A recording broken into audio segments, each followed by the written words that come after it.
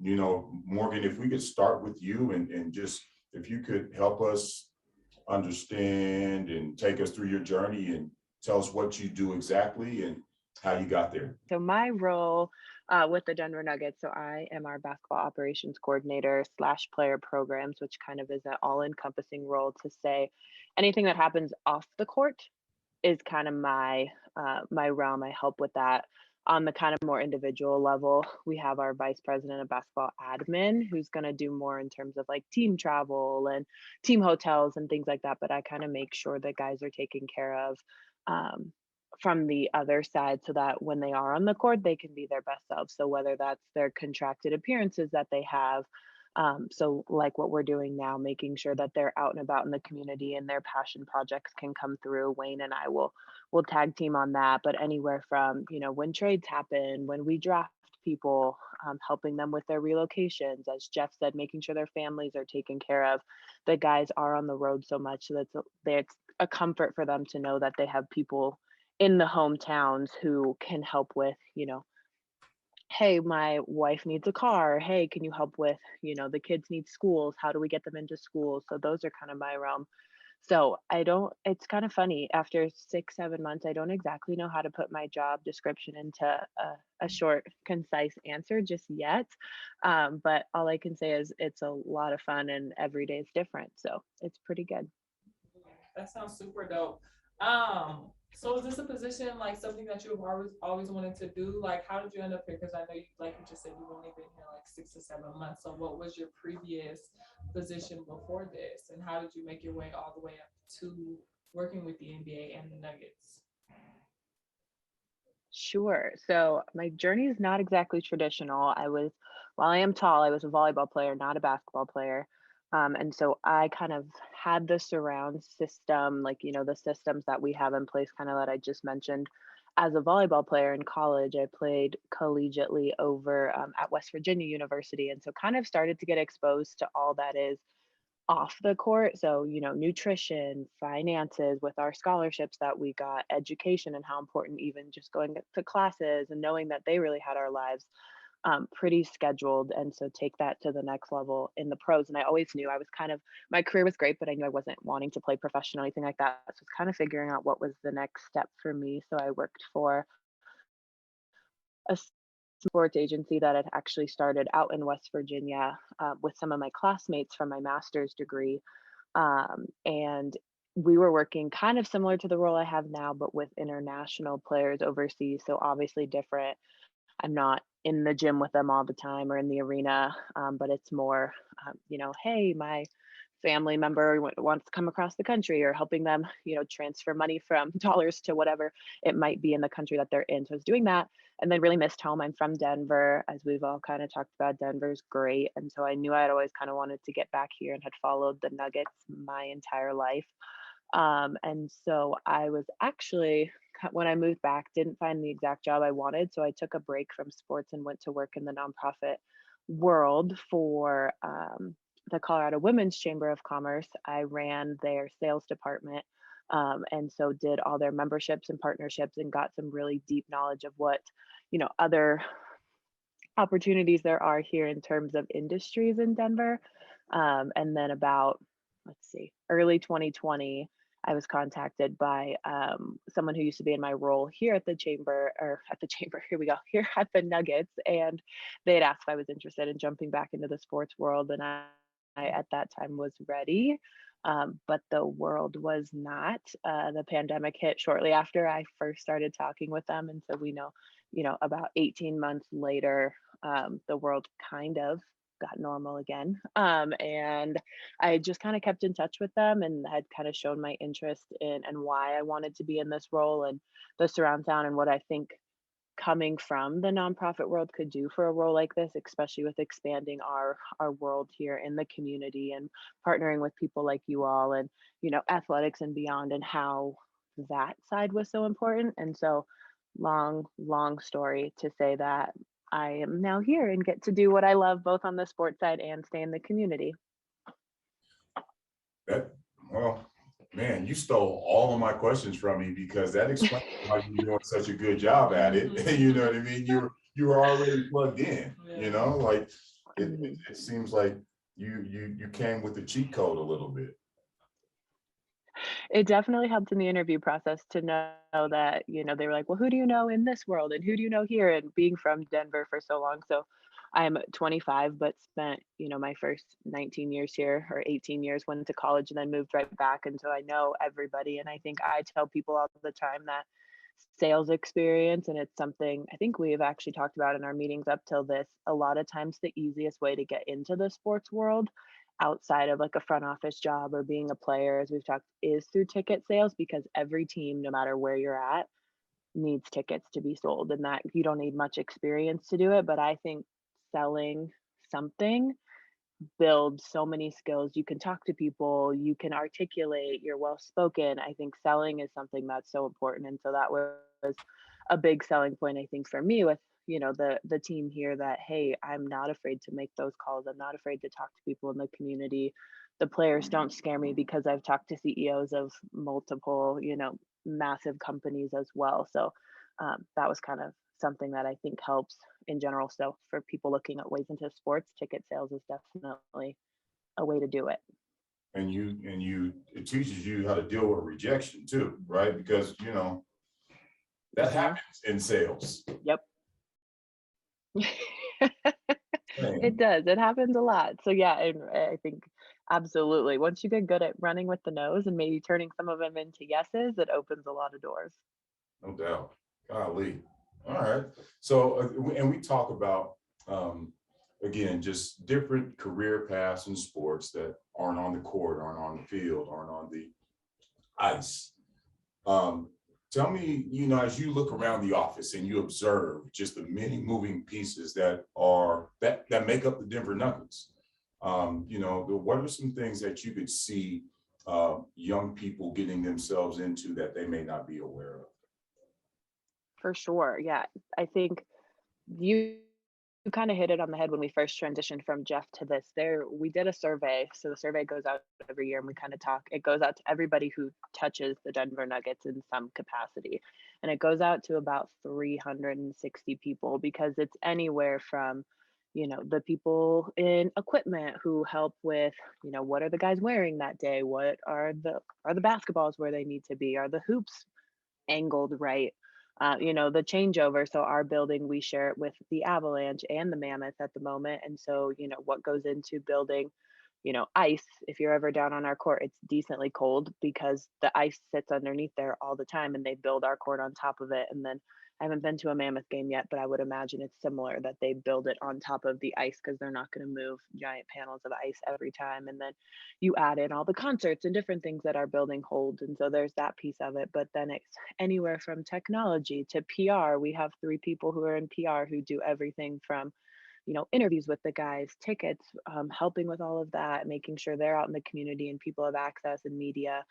On the admin side, travel, our guys have to get places, even if it's not as a full team, especially what the pandemic has shown. We have guys who are traveling constantly because they can't be here. They get stuck here. What does that look like? I'm listening over here as we talked about the trade deadline is yesterday. So we've got, our presidents and our general managers and our legal counsel and everybody here. They talk about, finances, and are we making sure that the salary cap is touched on right? And then, we switch into kind of an analytical role. So if you're super into coding and numbers, we've got Lane here who does all of that, where we can look at him and say, hey, why are we not as successful in the third quarter? And he can go back and pinpoint, well, hey, so and so doesn't get the ball as much, or blah blah, like all the different things that really go into our teams. And that's just right now with everybody who's here. We have scouts all over the country and some who are international. So if you like to travel and you're good at watching basketball, that's a good way to, sit down and get your job paid for. um Oh my gosh, we have so many. I'm like trying to go through the floors of our building, and that's not even touching the medical side. So I think a lot of people, we have a ton of doctors and dentists and massage therapists and physical therapists and all the different things to keep the guys, running in that way. And we have security, like we have 2 teams or 3 team security guards now. So they're usually from the police force, and so they're here that help with our team. And I'm trying. I think that's just about everybody, but that's not to say anybody in the building. I mean, concessions, security throughout the building.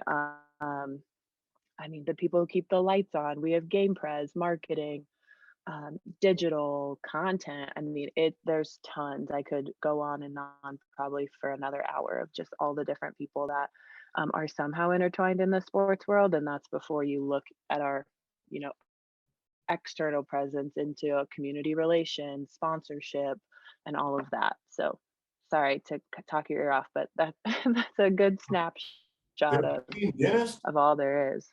Mhm. There's a Oh team. yeah, we have two. We have two team dentists. Okay. Yeah, no, I'm like, how busy are they? Like, hopefully not very. So it's ironic. So yeah, I mean, they're not overly busy. I mean, of course, if the guys get hit, we'll send them there. At the beginning of the year, they get all their mouth guards with them. But the nice thing, I think that people sometimes don't realize is, so our players have access to, state of the art care. We make sure that they're really taken care of, but so does the staff. Like, I always laugh. My dog and I had a run in, and he gave me a black eye, and I actually went to our trainers downstairs, and we're like, "Hey, do you think I fractured my eye? Like, what's going on here?" Because it was, black and blue and swollen, and they like looked at it, and we all had a great laugh because they're like, a dog did this to you. I'm like, I swear on my life, a dog did this to me. So I mean, I think it's the kind of the crazy world we live in, that we have access to, almost exactly what the players do at a smaller scale. But people keep something to keep in mind. There are some perks to working on the on the front office or in the other sides of it. Yeah. Okay, yeah. So being in the front office, is it a good mix of men and women, or is it more dominated by the males? And how is it being a woman in this position? Because I know you do a lot of things that are very important for the Nuggets. Absolutely. So, um, I smiled at your question. It's not exactly proportionate. So there are, in terms of like tier one individuals that are kind of mostly in basketball operations, there's two women, myself and our VP of basketball administration. We do have a female dietitian downstairs, and then we have a female massage therapist. And then HR and kind of marketing. Once you get outside of just basketball operations, we definitely have more women who make this incredible organization run. And it's kind of fun. Next month we get to celebrate all of us, and we actually just had girls and women in sports day, so that was fun. We got to do a couple shout outs for us, but it's definitely not proportionate as much as you would think. But one of the main reasons why I love our organization is I wouldn't notice that I'm not treated differently because I'm a female. um, Obviously there's different lines, like the locker room access, things like that. You work with it and you make it work. But that was actually one of the questions I asked. I was very open with our president Tim when he asked, when I was interviewing, he was like, "What do you want to know?" And I was like, "I just want to know if it's a boys club, because if it is, like, I'm good. I don't It's not necessarily what I'm at my stage in my career. I just didn't want to be involved in that, because that's kind of the rep that sports can get sometimes, and it's not. And I think a lot of organizations are changing the way of the world, because we have a lot of really amazingly talented women coming out of, I had my master's program was in sport management, and we were almost 50-50 in women. So I think the next generation is interested in it, and we're trying to break those barriers. And Lisa, she's a great mentor for me. She's been here 40 years, and she's done almost every job in this organization. So I get to learn from her. And I know we kind of talked, maybe getting her on a podcast with you all might be fun, especially with it being Women's History Month next month. Maybe we can chat about that. But I think, being in my role, it's just, it's an honor, but it's also one of those things where I'm creating a path for those that are going to come after me, and what this role is going to look like as a 25-year-old, being around other 25-year-olds, where you're keeping that boundary of, well, yes, I want to be their friends, and yes, I want to hang out with them. At the end of the day, there is that boundary of, I do work for the Nuggets, and it is a professional organization, and figuring out that boundary.